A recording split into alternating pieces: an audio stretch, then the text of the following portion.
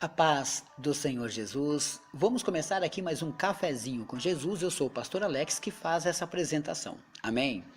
Hoje nós estamos no nosso quarto e último estudo sobre a importância do azeite.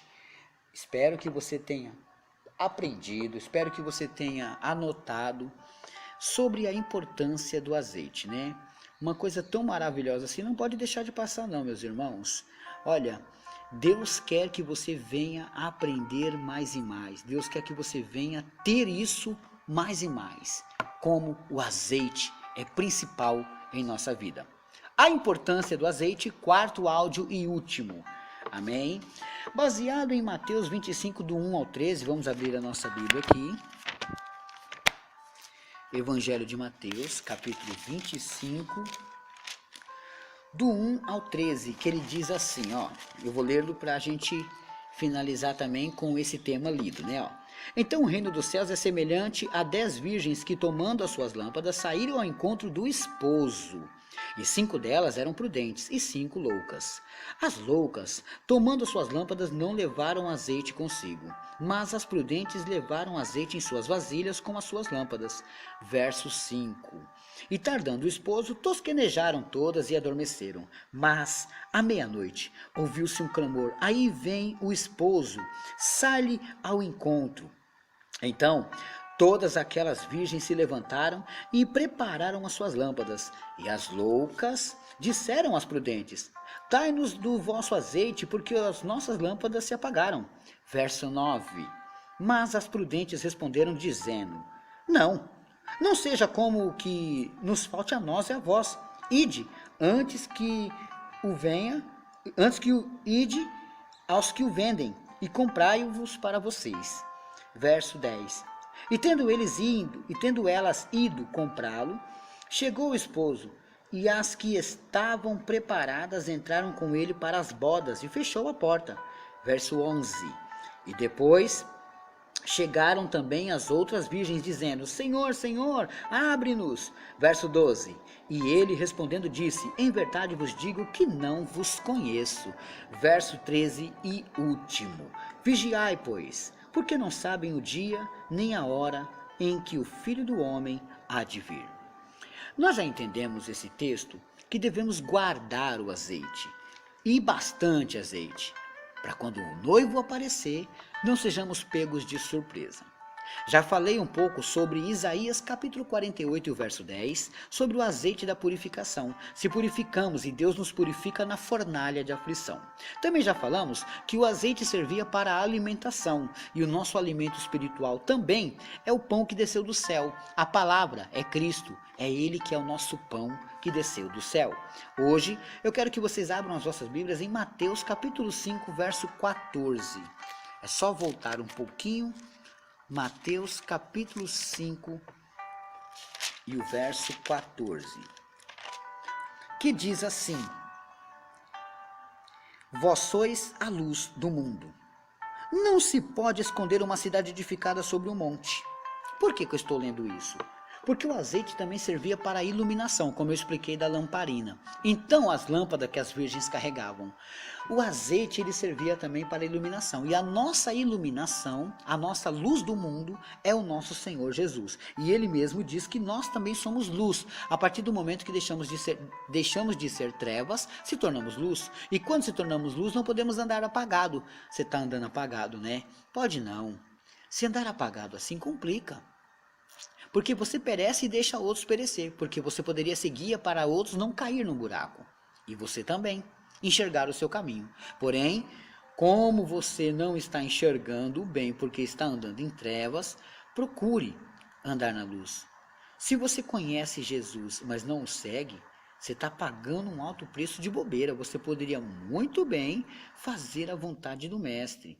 Amém? Bom, essa parte eu acredito que você entendeu. Né? Que esse azeite nos serve para a purificação, mas o azeite também nos serve para a santificação, meus irmãos, né?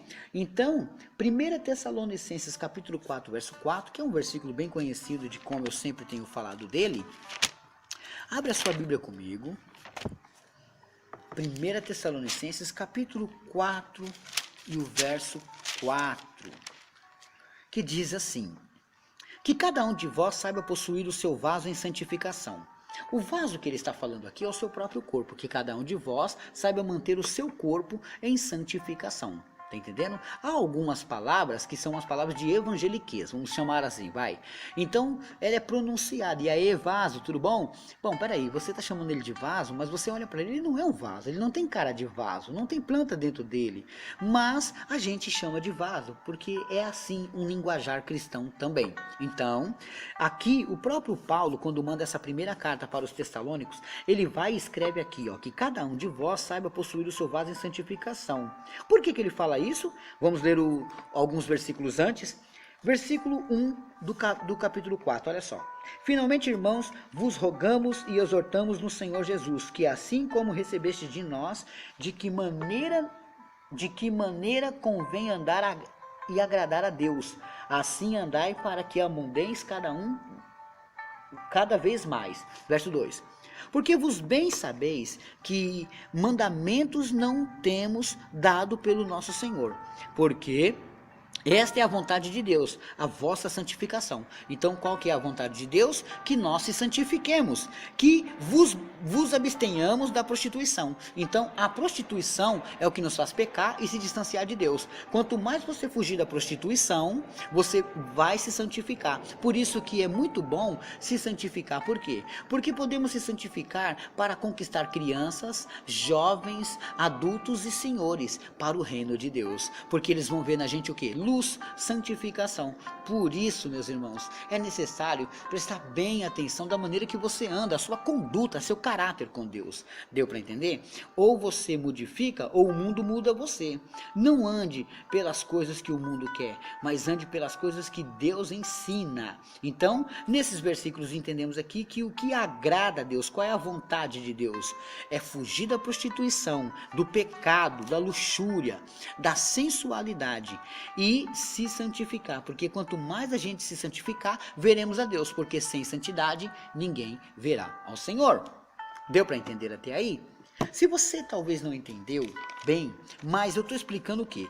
Que o azeite vem da oliveira, né? E quando ele é extraído, o azeite era usado ele era passado por 4 tipos de prensas. O azeite era passado por 4 tipos de prensas, né?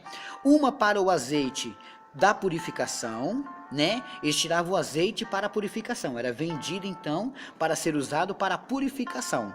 O outro que sobrava dele, aí eles passavam de novo e o que sobrava ali era usado para a alimentação. Aí eles passavam de novo na prensa, o que sobrava ali era usado para a iluminação. E aí a última parte, quando passava, o que sobrava era para a santificação ali. É lógico, meus irmãos, que cada grau de óleo ali era usado para uma coisa. Então, quando nós entendemos, eu trouxe alguns versículos mostrando que Deus nos purifica na fornalha de aflição, que Deus nos alimenta pelo Filho dele, que é o pão que desceu do céu, que Deus ilumina a nossa vida pela luz que somos nós também e a luz que é Cristo, e que Deus nos santifica quando buscamos a vontade dele e mantemos o nosso vaso em santificação. Para isso, não podemos se comparar com as 5 virgens loucas, mas 5 virgens prudentes, né?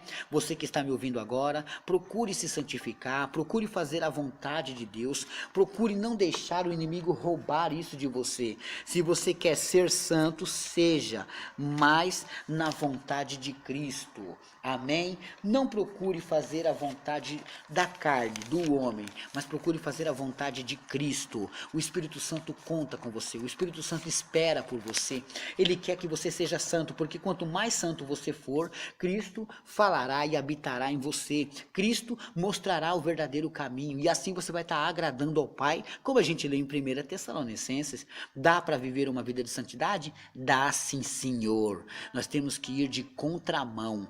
O pecado está vindo na nossa frente, nós vamos contra ele. Nós não vamos viver ou aceitar as coisas do pecado. Amém, meus amados irmãos?